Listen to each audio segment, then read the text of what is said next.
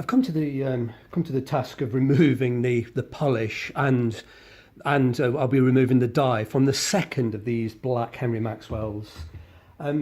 It's to be honest, it's a horrible job. Takes almost, it's an age, but what can you do? I'm just using cotton wool here, and I've got alcohol. It's just pop one on the what I've done, because I tend to keep the alcohol in a big barrel, and I tend to chuck it and spill it all over the place. So I've decanted just a little bit into a food carton. So let me just pop a bit on the toe cap there, and I'll let that soak, and I'll do some of the areas that are much less congested with the polish. It's ancient polish, and this really will take a long time.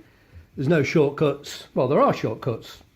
More aggressive solvents, don't go there. It's not a good idea. Using, this is just isopropyl alcohol, or methylated spirit works rather well. And it's slow. It's very slow, but it's not too aggressive on the skins. As you can see, it's starting to lift it. I'm just going to dip. Let me just let's just put it here and see if I can do it without spilling. You never know, I might be able to do it without spilling that carton everywhere. Let's just there we go. Right, this one's been soaking on the toe cap for a minute.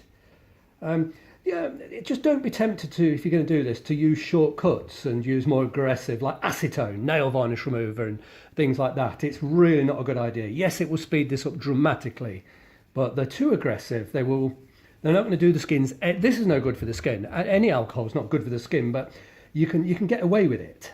Only use something like acetone in truly desperate circumstances.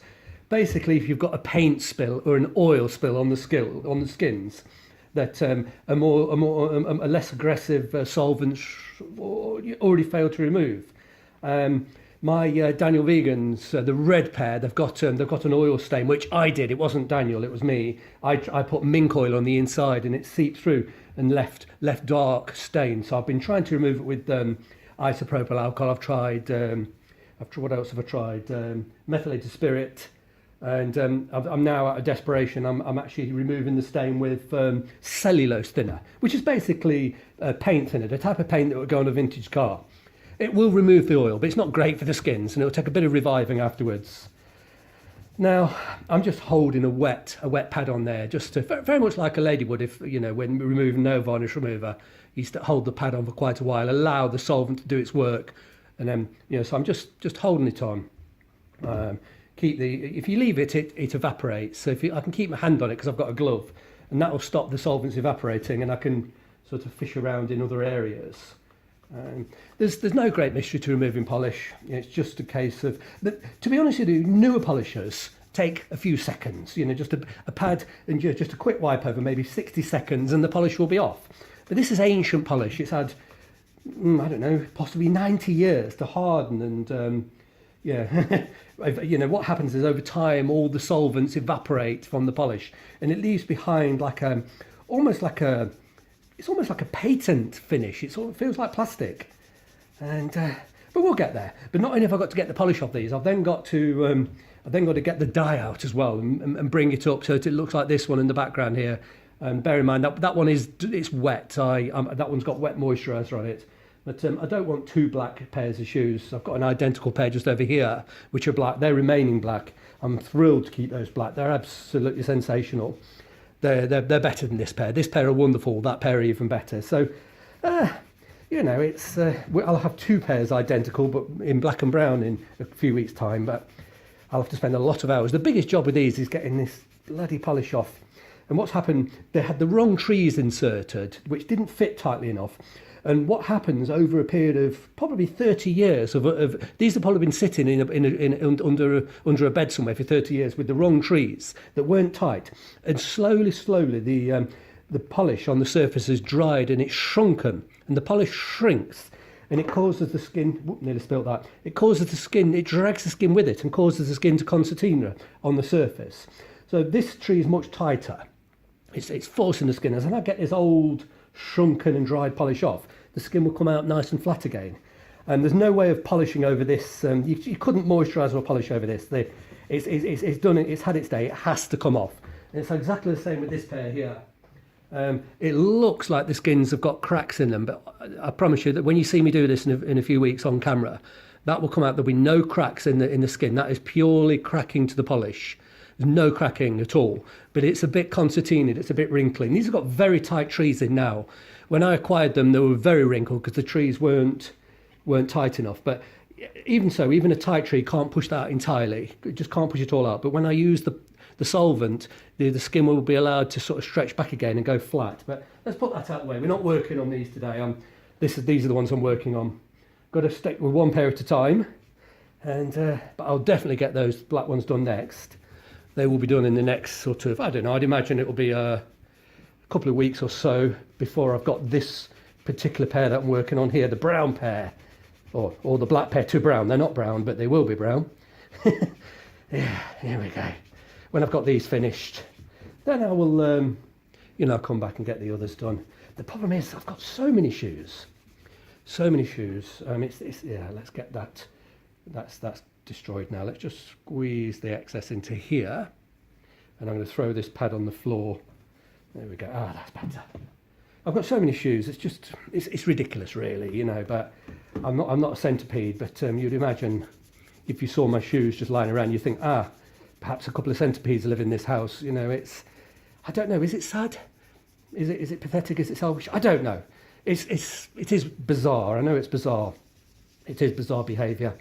I don't try to excuse it, and I don't try to explain it, because I can't excuse it or explain it.